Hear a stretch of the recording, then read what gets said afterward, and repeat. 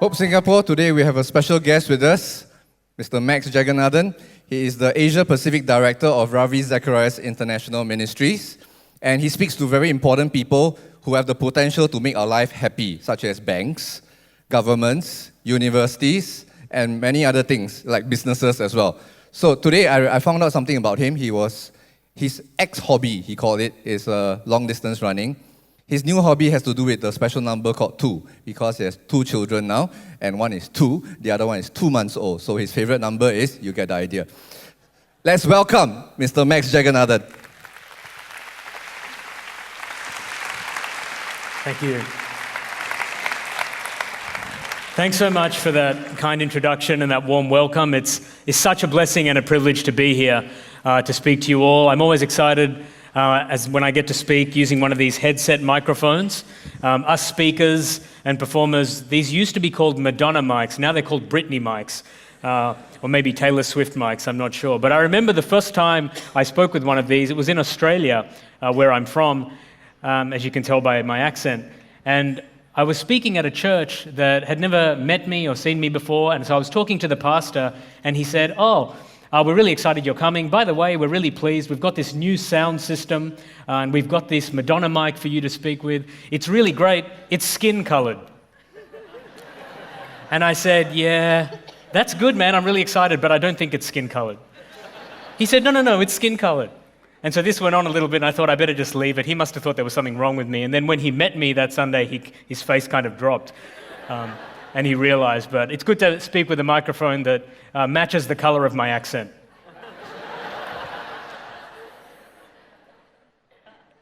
So blessed to be here. Thank you so much for your warm welcome and your hospitality. I've heard so many great things about this church family, and so thank you for having me here. To those of you who are watching at the broadcast centers, it's such a pleasure to be here with you as well.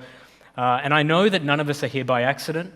I know that God has business to do with each of us here this morning. And so I really encourage everyone, wherever you are in your walk with God, in your search for God, in your struggle with God, or indeed, if this is where you are, in your rejection of God.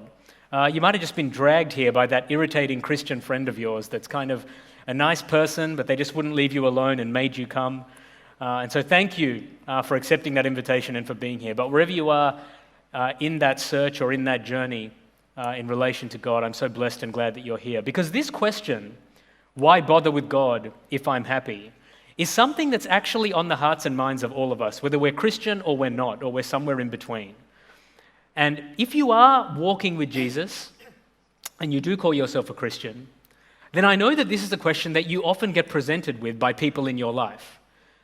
This is something that is constantly on the minds of many people who don't know Jesus yet, and rightfully so, because here in Singapore, we have one of the highest qualities of life of anyone anywhere in the world. In fact, any group of people anywhere in human history.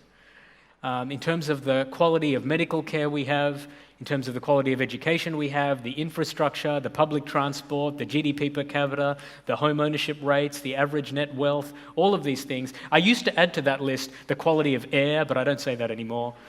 I've only been here for a couple of years, so I didn't realize that was an issue. But usually the quality of air, all of these things it should make us, on any balanced view, some of the happiest people in the world.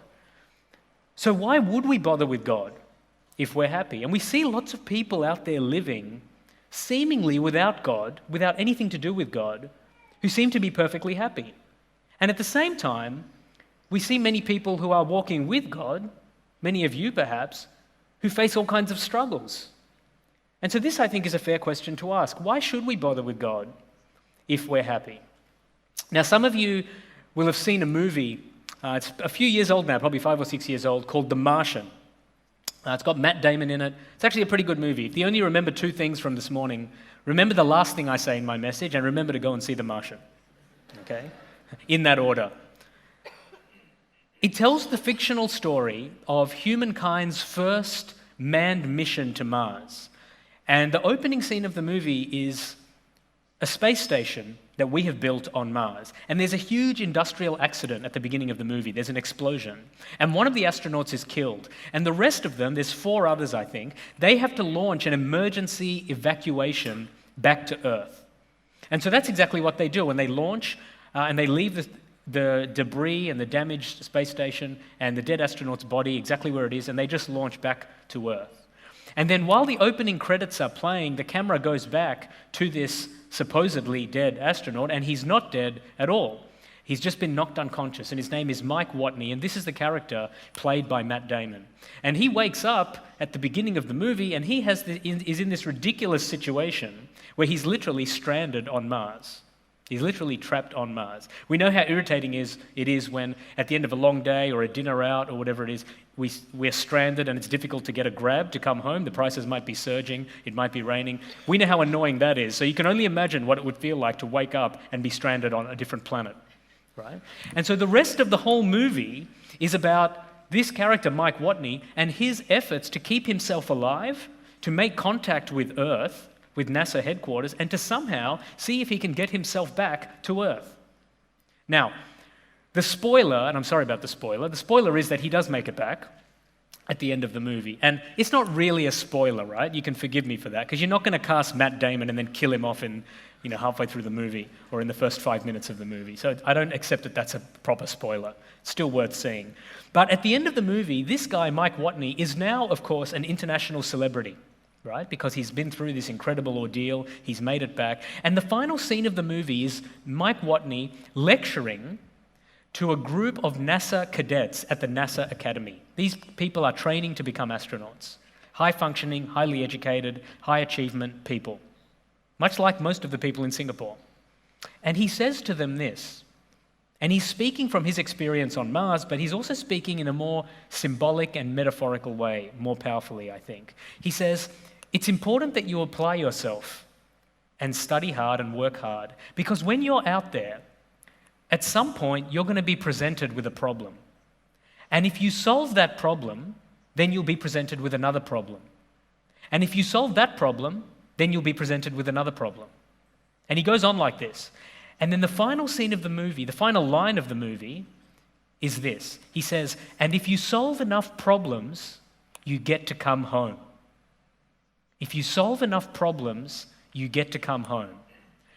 The reason that's powerful for us today is that this is the exact message that the world outside of those doors has been telling us and continues to tell us. That our happiness is up to us. We need to work hard. We need to study hard. And we know how that goes in Singapore, right? Every nation, every city has its own version of this message, but it's the same message. And in Singapore, it goes something like this. You've got to study hard to get into the right academic streams at school. So you can get into the right kind of school, so you can get into the right kind of university, the right kind of course. So you can come back and get the right kind of job, meet the right kind of person. Get married, start the right kind of family, have the right kind of income, get the right kind of HDB in the right kind of place, or the right kind of condo, get the right kind of car, the right kind of helper, get the right kind of credit card, the right kind of country club membership, have the right kinds of kids so you can push them, get them the right kinds of tutors so you can get them into the right kinds of academic streams, and then we go all over again. Right? This is what we've been told. This is the Singapore story. I've only been here 2 years. I worked that out in probably the first 36 hours. Right? But every city has an equivalent story, and the narrative is identical wherever you go. The narrative is, if you solve enough problems, you get to come home. And what is home? Home is happiness. It's fulfillment. It's identity. It's everything that we are constantly looking for. And these are not Christian desires. These are human desires. They're on every human heart, no matter what you believe or what you call yourself. Everyone's looking for happiness. Everyone's looking for fulfillment. Everyone's looking for security. Everyone's looking for identity. Everyone's looking for peace. Everyone's looking to come home. And so the question then becomes, if we're able to find that success, if we're able to find that happiness, then why bother with God? And so the question is often put to the Christian God, why would I bother with this if I'm happy? Now, there are plenty and plenty of reasons. I just want to share 3 of them with you today. I was just brainstorming them out as I was thinking through this and praying through this about what to share with you. And there's probably about 40 or 50 reasons. But I'm going to share 3 of them with you because I know you want to get to lunch. And some of you got to get studying, got to get ready for work tomorrow. Why bother with God if I'm happy? At the very least, because truth is indispensable Suffering is unavoidable, and happiness is not enough. Why bother with God if we're happy? Because truth is indispensable, suffering is unavoidable, and happiness is not enough. Let's work through each of those three things very quickly. Truth is indispensable. Now, we live, as we all know, in a post-truth world, right? The problem is we don't often stop and think what post-truth actually means. It's just kind of something that's around in the media, and Donald Trump seems to tweet about it a lot, and everyone kind of reads it every now and then. But what is post-truth? Well, post-truth has kind of come on the heels of postmodernism. Postmodernism said there's no such thing as truth. Just go and do whatever you like. There's no such thing as truth. Post-truth takes it a little bit further. Post-truth says, look, there may or may not be such thing as truth, but it doesn't even matter. What matters more is your feelings. Your feelings are what matter. And so what you have to do is live your life in such a way that you feel good. Just do whatever it takes to feel good. My boss, Ravi, summarizes it really well, I think. He says, the post-truth generation is a generation that thinks with its feelings. The world out there is a world that is thinking with its feelings. Now, here's the interesting thing. When we build a society where we say that truth is dispensable just means truth doesn't matter, right? So that's what we're talking about. The world out there will tell you that truth doesn't really matter. You begin to hear things that on the face of it can sound quite reasonable and sensible. Things like, well, everyone just kind of has to find their own truth and stay out of each other's way and live by that. Or all truth claims are equally true. Or all ways of looking at the world are equally valid. Things like this. And when you're building societies where people should have the freedom to believe whatever they want and think whatever they want and say whatever they want, those are actually noble aspirations. That's where we get this idea of tolerance that we've kind of built up since the end of the Second World War, that we need to find ways of being with people whom we disagree with, who believe different things. And that's all completely and thoroughly important and good. The problem we have is that we have taken those things and taken them a bit too far, to the point where we think just because all people are made equally and all people are equally valuable and worthwhile, that all truth claims are equally valuable and worthwhile, which is simply not the case. The idea that 2 + 2 = 5 is not a good idea. It's not true. I should have the right to believe that if I want, but people should have the right to come alongside me and explain to me that it's not true and why it's not true, because otherwise that's going to affect me in my life. It's going to affect me financially. If I'm an engineer, it could end up affecting a lot of people if I believe things that are not true. Now, one thing that people out there listening to this who are Christian often have to deal with is this idea that there's no such thing as truth. This is another part of the post-truth paradigm, if you like. Some people will say to you, there's no such thing as truth. We know that this kind of thinking, this post-truth thinking, trying to dispense with the idea of truth, we know that it fails, and I want to talk to you about two ways that it fails. It fails logically and it fails morally, right? Here's how it fails logically. The next time someone says to you, you know, there's no such thing as truth, you ask them, was that true? That sentence that you just said, was that true? Now, you've asked them what they call in philosophy a propositional question. They have to answer yes or no to that question. There's no such thing as truth. Was that true? Yes or no? If they say yes, they're acknowledging that there is such thing as truth. So they're disproving their statement. If they say no, they're acknowledging that their statement is not true. So they're disproving their statement. So whichever way we look at it logically, and I'm just using very simple principles of logic that have nothing to do directly with Christianity. These are principles of logic that have been used for thousands and thousands of years. We haven't even looked anywhere near the Bible yet. We haven't even talked about Jesus yet. Just using logic, we know that this postmodern, post-truth agenda is ridiculous because it fails logically. Any attempt to deny the existence of truth and absolute truth self-destructs. It's like an airplane that explodes before it even gets off the runway. Right? So we know by logic that absolute truth has to exist. We also know, and this can be a little bit offensive for some people, we also know that truth is exclusive. If 2 + 2 = 4, then by definition it can't equal anything else. Right? Many of us will have heard of this analogy that's often used by the post-truth or relativist thinker of the 4 blind men standing around an elephant. And the idea is that they all have a different perspective on reality because they all are touching different parts of the elephant. So one guy is touching a leg and he says, guys, I think this is a tree. Another guy is touching the trunk and he says, guys, I think this is a hose. Another one is touching the tail. He says, no, I think you guys are wrong. I think this is a piece of rope. And the final guy is just touching the side of the elephant. He said, this feels like more like a wall, like a big leather wall. And so says the skeptic, the post-truth thinker, the postmodern thinker, the relativist. They say, you see, we've got to stop stressing about truth. These guys just have different views of the truth based on their perspective, based on what they have as access to the truth. You know what the problem is with that analogy? They're all wrong.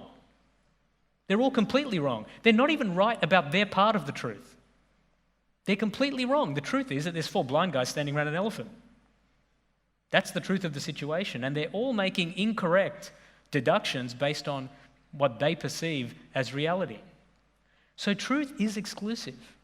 And it can be known and it can be found because any denial of those things self-destructs logically. The other point, just briefly, is that it fails morally, this kind of post-truth thinking, this attempt to dispense with truth, because it puts you at the center of the world.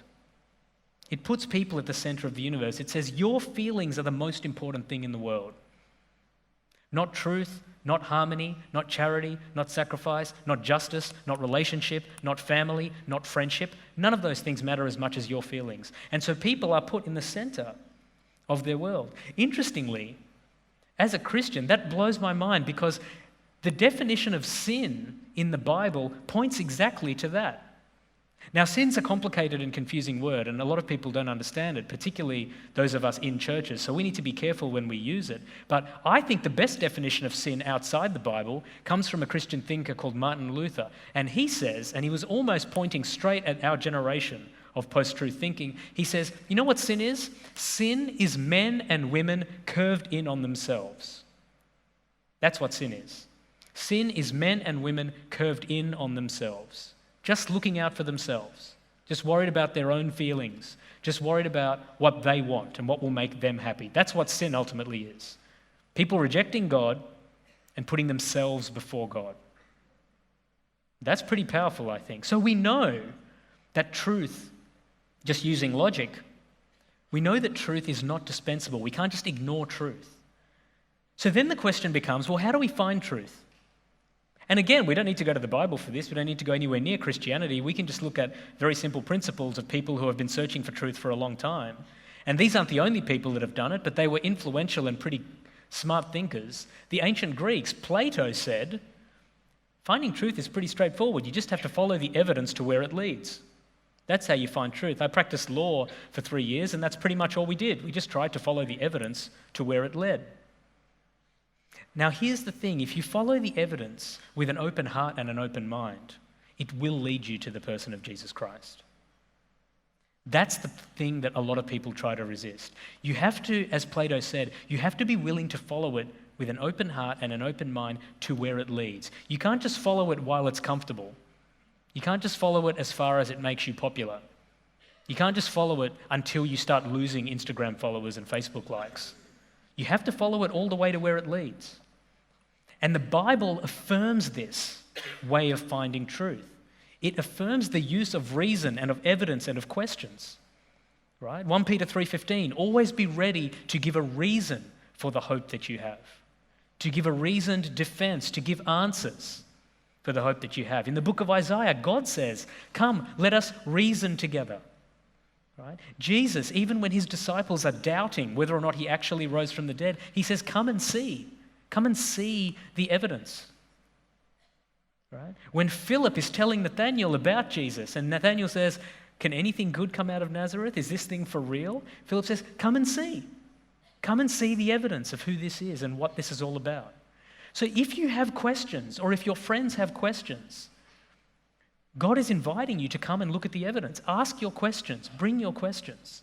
For too long, too many of us have been thinking and have been told ridiculous, unbiblical things when we have questions. Things like, oh, we don't ask those sorts of questions. We just believe. That's why we call it faith. If anyone's ever said that to you, I'm sure they were well-meaning because they probably just didn't know the answer. So I'm sure they were well-meaning. This is nothing on them, but that is an unbiblical thing to say. There's nowhere in the Bible where you can ground that. Faith is entirely reasonable. It's entirely evidence-based. It's entirely coherent. If it's not, then it's not true. And the best reason to be a Christian is because it's true. There's lots of other good reasons as well, but the first and best reason is because it's true. Truth is not dispensable. Truth is important. And so if you've got questions, you've got to bring them forward. You've got to talk to your pastoral team. You have a great leadership and pastoral team here. Talk to them. Talk to the people in your life groups. Talk to other people that share your questions. Come and talk to us. Reach out to our ministry. There's lots of resources out there because we know there are lots of questions. Don't be worried. Don't be anxious. Don't be scared. The message of Jesus Christ can stand up to questions because it's true. And truth can stand up to questions. In fact, truth is the only thing that can stand up to questions. Right? So I'm not saying that faith is not important and not necessary. Of course there is a step of faith. We don't have complete information. So God does want us to trust him. There is a level of trust. But the mountain of evidence on which we can stand before we take that step of faith is very clearly set down in Scripture. And the evidence that backs all of that up is all over the place. There is biblical evidence, but there's also non-biblical evidence. There's archaeological evidence, there's anthropological evidence, there's cosmological evidence, there's psychological evidence, there's experiential evidence, there's anecdotal evidence. And again and again and again we see there's philosophical evidence, there's logical evidence, there's neurological evidence. In every category, pretty much, of human academic disciplines, there's evidence that points to the truth of the gospel of Jesus Christ. We just need to be willing to look. And here's the interesting thing. When we look for truth with an open heart and an open mind, when we ask our questions, we always end up face to face with the person of Jesus Christ. And then we discover something incredible, that truth is not actually a set of propositions or things to believe in, but truth is first and foremost a person. And straight away we see again that the Christian message is unique. Because every other worldview in human history, theistic or atheistic, says this is true, this is true, this is true. It's only the person of Jesus that turned up and pointed to himself and said, I am the truth.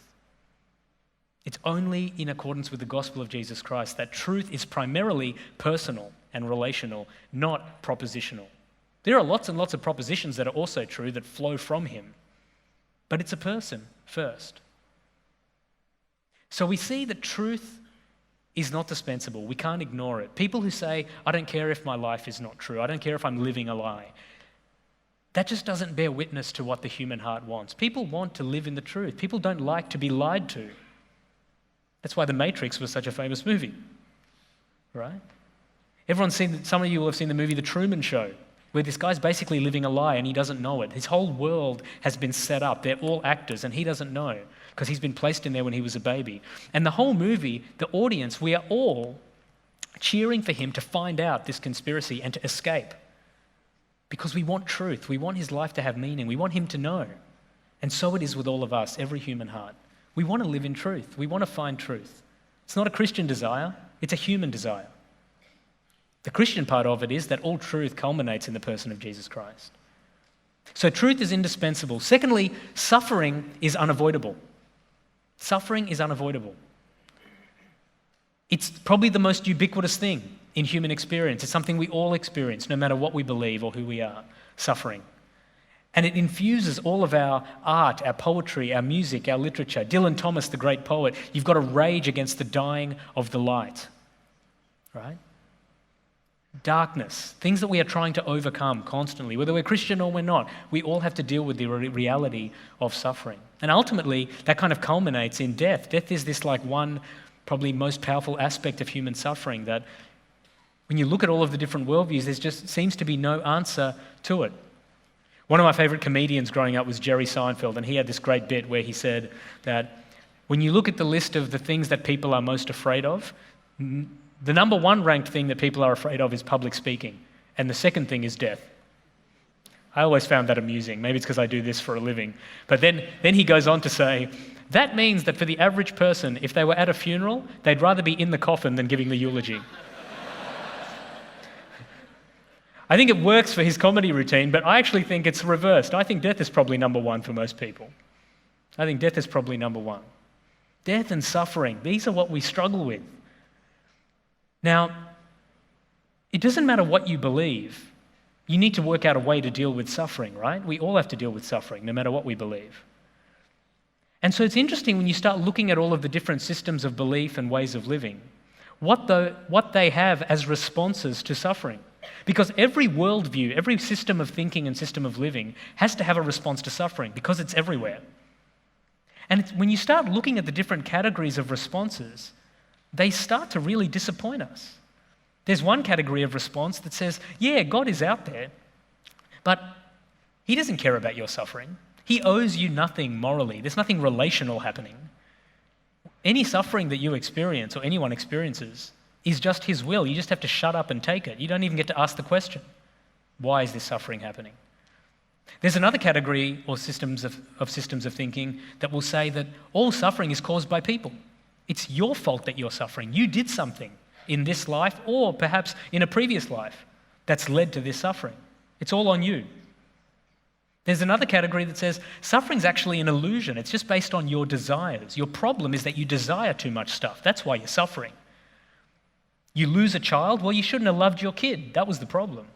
So you've got to meditate yourself out of desire. That's the way out of suffering. So then when you lose your job and lose your kid and lose your life, you won't care. No one will care about any of it because there's no desire. And then we move on finally to the atheistic category of worldviews. And what they say when they're being honest is that suffering is meaningless. Your suffering doesn't matter. And the honest atheists, the honest humanists, they will admit this. Richard Dawkins, even he has these glimpses of honesty in his writings. And he says when he's talking about suffering, and I'm paraphrasing him, he said, this is exactly what we would expect if there was no God, a world of blind, pitiless indifference. And in that kind of a world, some people are going to get rich, some people are going to get lucky, some people are going to get raped, some people are going to get killed, and none of it means anything. There isn't any rhyme or reason to any of it. When I look at all of those responses to suffering, I'm not convinced. I think they fail intellectually. I think they fail experientially. I think they fail emotionally. I think they fail logically, and I think they fail practically. All of them in every which way. Then we look at the message of Jesus Christ. And here we see something incredible and unique. A God who doesn't just sit off in the distance, ignoring suffering. He doesn't even throw down ideas and rules on how to avoid suffering. He doesn't even throw down philosophies on how to understand it and deal with it. He doesn't give us instructions how to meditate ourselves out of it or anything like that. He literally steps down into the suffering with us as a person and then takes on all of our suffering onto himself. All of our brokenness, all of our guilt, all of our shame, all of our struggle, all of our suffering, he takes it onto himself. Goes to a cross as a person, suffers for us, and does away with all of it. And then opens up through that the opportunity for us to be back in right relationship with him, to give us comfort and strength through the suffering that we're experiencing here, and hope for an eternal future with him where there'll be no suffering at all. That's off the charts when you look at all of the options on the table. The Christian response to suffering is probably the most powerful reason, the most compelling reason for the truth and the uniqueness of the message of Jesus Christ. When you look at all of the other alleged gods that humankind has invented, and then you look at the person of Jesus, he's the only God with scars. He's the only one with scars. Why do you think he kept his scars? You think he just couldn't handle that? He kind of got raised from the dead, but the scars were just a bit too much? Not enough power? Scars were just a bit beyond the specialty?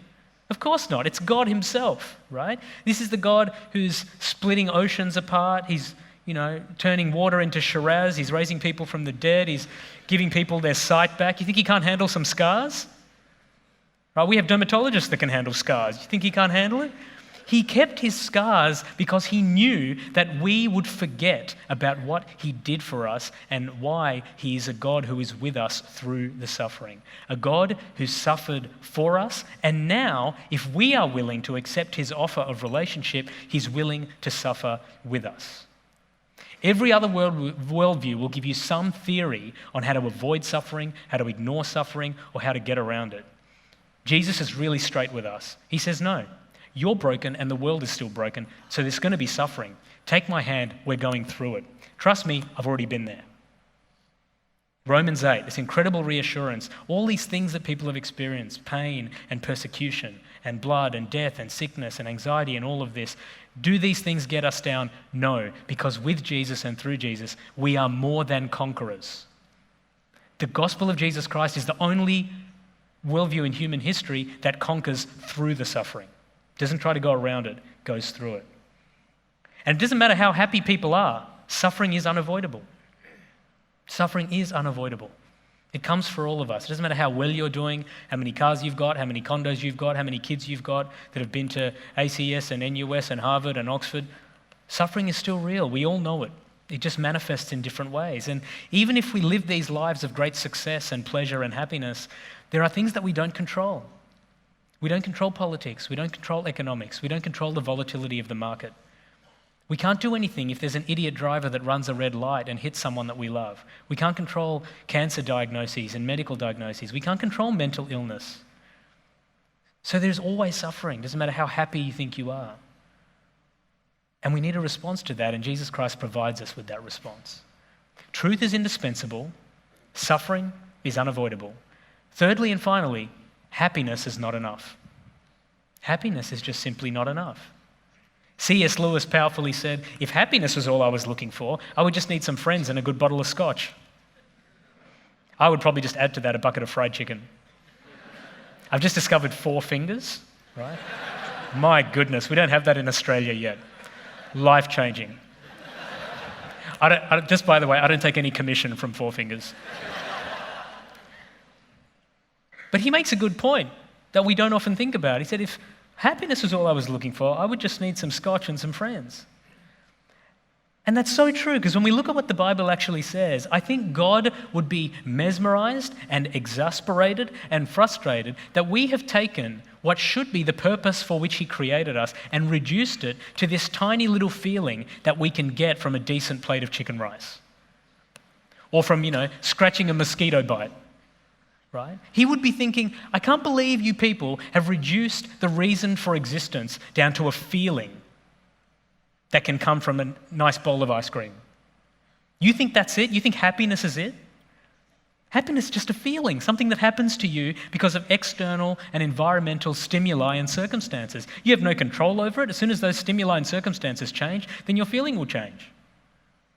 And you think that's it. You spend your whole life looking for this thing. This tiny little feeling. It's interesting, when you start Googling and looking at the dictionary for the definition of happiness, we begin to see something really interesting. First of all the dictionaries today struggle to define it well. But they all agree that it's a feeling. And one thing you always see in every definition is that in some way, the definition will articulate this, that happiness is a component of joy. Then you look at the definition of joy, and it's equally unhelpful. But one thing it will always say is that whatever joy is, it includes lots of happiness. So it's a self-referential definition, right? The world out through those doors doesn't understand either term. And the best it can do is it thinks that they are very much related, that they're, quantitatively different. Maybe you have happiness, and if you have lots and lots of happiness, then you have joy. That's the best they can do, right? 1 bottle of scotch happiness, 3 bottles of scotch joy. That's what the world thinks.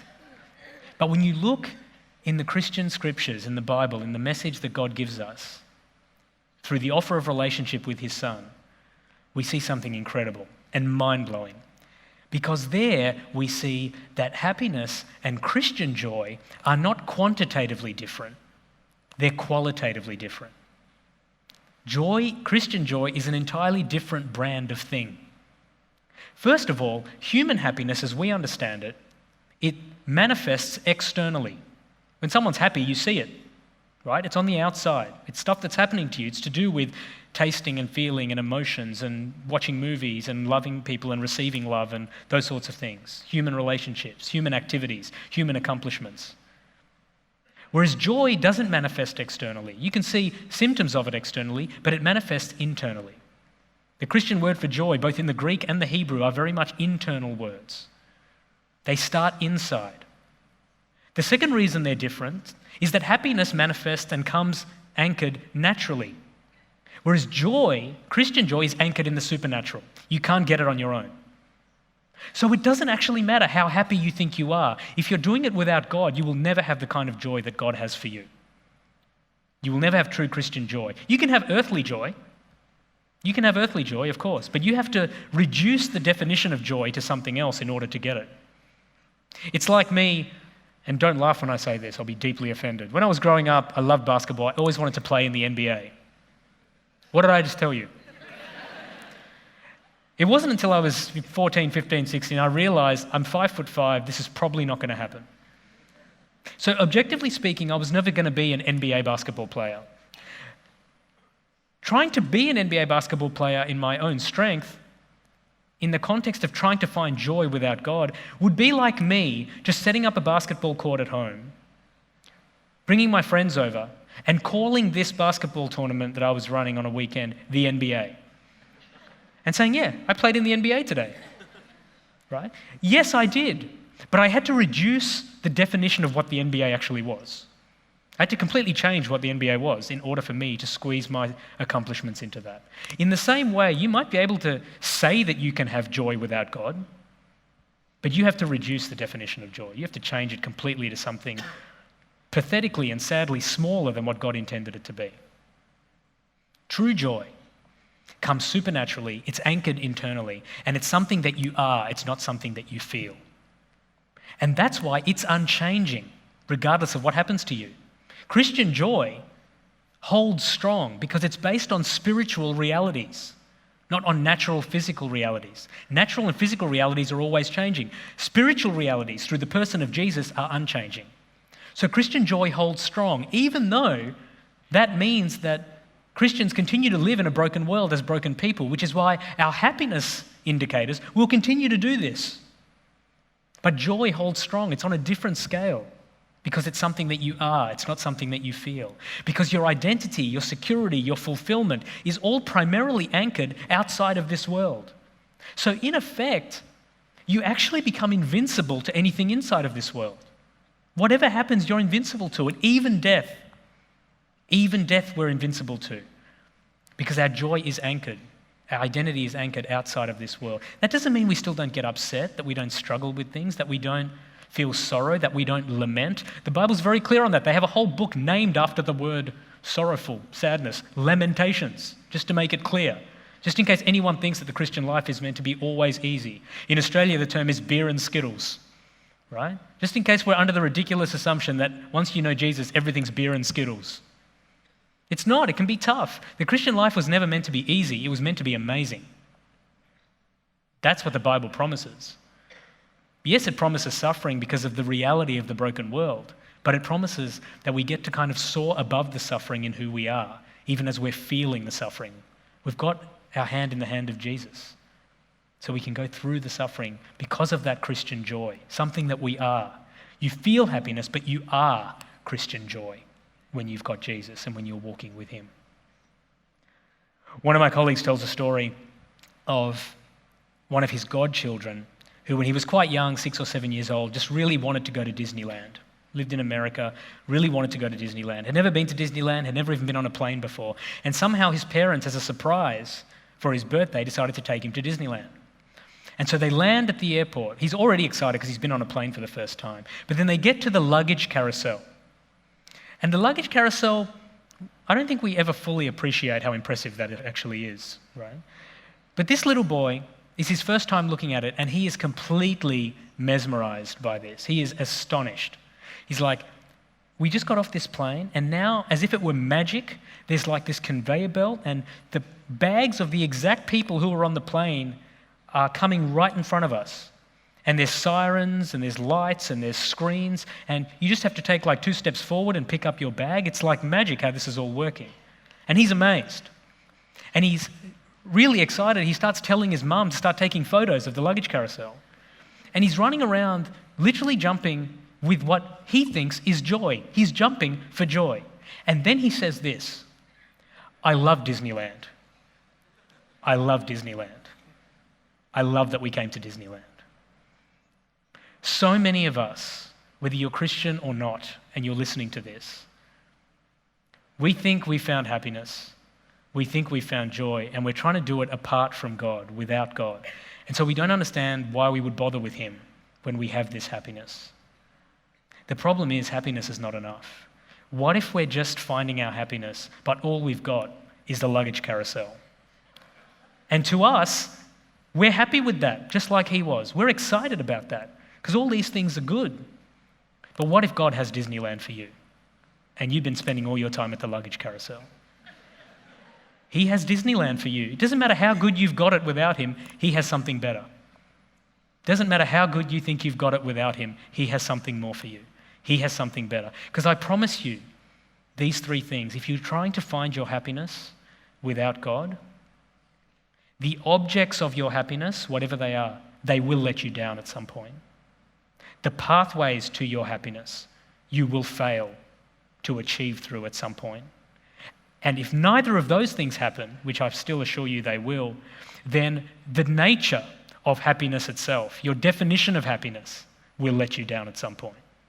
Because it's not enough. God made you for something far greater than happiness. St. Augustine, one of the first Christian intellectuals, he said, God, you made us for yourself. And that's why our hearts are restless until they find their rest in you. Our hearts are restless until they find their rest in you. It's interesting, in The Martian, the whole movie, the sub-theme is what I started with, that you need to find your own happiness. You don't need anyone else. You don't need God. You don't need any other people. You just need to dig down deep inside yourself and find the happiness. Achieve your way to happiness. Innovate your way to happiness. And the whole movie is about him doing that. He has to regenerate his oxygen supply on Mars. He has to make contact. He has to repair the computers. He has to somehow get himself home. And that's the message they're trying to push.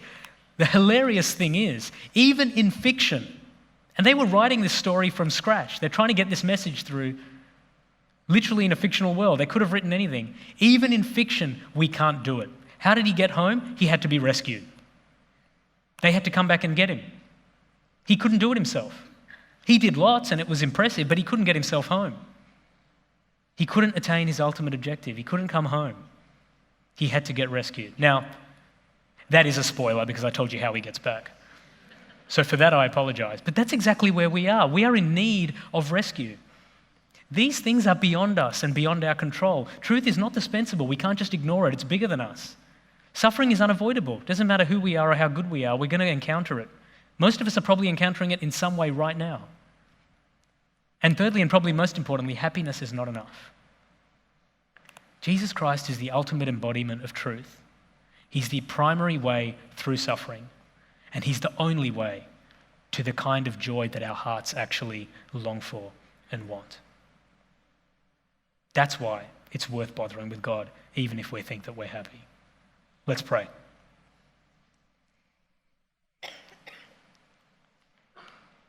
Dear Lord, we thank you that even though truth is not dispensable, suffering is not avoidable, and happiness is not enough, that you give us the truth through yourself, through the person of Jesus, that you give us the way through suffering, through the cross of Jesus, and that you give us the true path to ultimate and authentic joy through a relationship with Jesus.